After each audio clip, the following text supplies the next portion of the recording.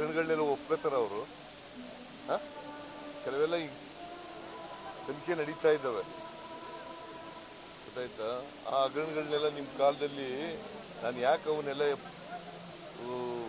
ಉಲ್ಲೇಖ ಮಾಡಿದೆ ಅಂತಂದ್ರೆ, ಆ ಕಾಲದಲ್ಲಿ ಇವರು ಎಂಥವರು ಎನ್ಫೋರ್ಸ್ಮೆಂಟ್ ಡೈರೆಕ್ಟರೇಟ್ ಬರಲಿಲ್ಲ, ಇಡಿ ಬರಲಿಲ್ಲ. ಈಗ ಯಾಕೆ ಬಂದಿದ್ದಾರೆ?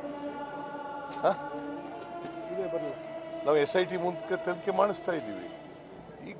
ಈಗ ಬಂದಿದ್ದಾರಲ್ಲ, ಆಗ ಯಾಕೆ ಬರಲಿಲ್ಲ ಅಂತ ಹೇಳಲಿಕ್ಕೋಸ್ಕರ ಇವೆಲ್ಲ ಮಾಡಿದ್ದದ್ದು. ನೀವು ಎಲ್ಲ ಮುಚ್ಚಾಕ್ಬಿಟ್ಟಿದ್ದೀರಿ ಕೆಲವೆಲ್ಲನು ಅಂತ ತೋರಿಸ್ಲಿಕ್ಕೆ ಹೇಳಿದ್ದರು. ಮುಚ್ಚಾಕಿರಲ್ವ ಅವರು? ಗೋವಿ ಅಭಿವೃದ್ಧಿ ನಿಗಮ ಮಾಡಿದವ್ರು ಯಾರು? ಅದರಲ್ಲಿ ಸುಮಾರು 60 ಕೋಟಿ ನುಗ್ಗಾಕಿರೋರು ಯಾರು? ಅಲ್ಲಿ ಮೊನ್ನೆ ದೇವರಾಜ ಟ್ರಕ್ ಟರ್ಮಿನಲ್ನಲ್ಲಿ 47 ಕೋಟಿ 10 ಲಕ್ಷ ತಿಂದು ಜೈಲಿಗೆ ಹೋಗಿರೋರು ಯಾರು? ಯಾವ ಪಾರ್ಟಿ ಅವರು? ಅದು ಹೇಳ್ಬೇಕಾ ಬೇಡ? ಮುಚ್ಚಾಕ್ಲಿಕ್ಕ ಮಾಡಿರೋದು. ತನಿಖೆ ನಡೀತಾ ಇದೆ. ಮುಚ್ಚಾಕ ಪ್ರಶ್ನೆ ಬಂತಪ್ಪ.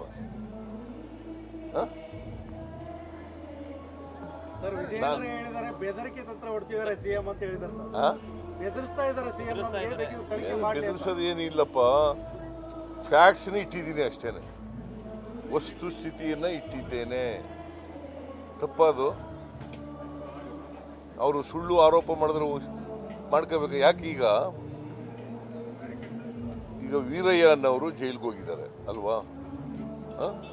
ಶಂಕರಪ್ಪ ಅಂತ MD ಜೈಲಿಗೆ ಹೋಗಿದ್ದಾರೆ. 47 ಕೋಟಿ. ಅದನ್ನ ಯಾಕೆ ಪ್ರಸ್ತಾಪ ಮಾಡಲಿಲ್ಲ? ಅದನ್ಯಾಕ್ರಿ ಪ್ರಸ್ತಾಪ ಮಾಡಲಿಲ್ಲ? ನೀನು ಹೇಳಪ್ಪ, ಅದ್ಯಾಕೆ ಮಾಡಲಿಲ್ಲ? ಅದು ಸಾರ್ವಜನಿಕರ ದುಡ್ಡಲ್ಲ, ಜನರ ದುಡ್ಡಲ್ಲ, ತೆರಿಗೆ ಹಣ ಅಲ್ವೇನಪ್ಪ ಅದು? ಯಾಕೆ ಮಾಡಲಿಲ್ಲ ವಿರೋಧ ಪಕ್ಷವಾಗಿ? ಅದನ್ನೇ ಹೇಳದೆ ಅಷ್ಟೇ.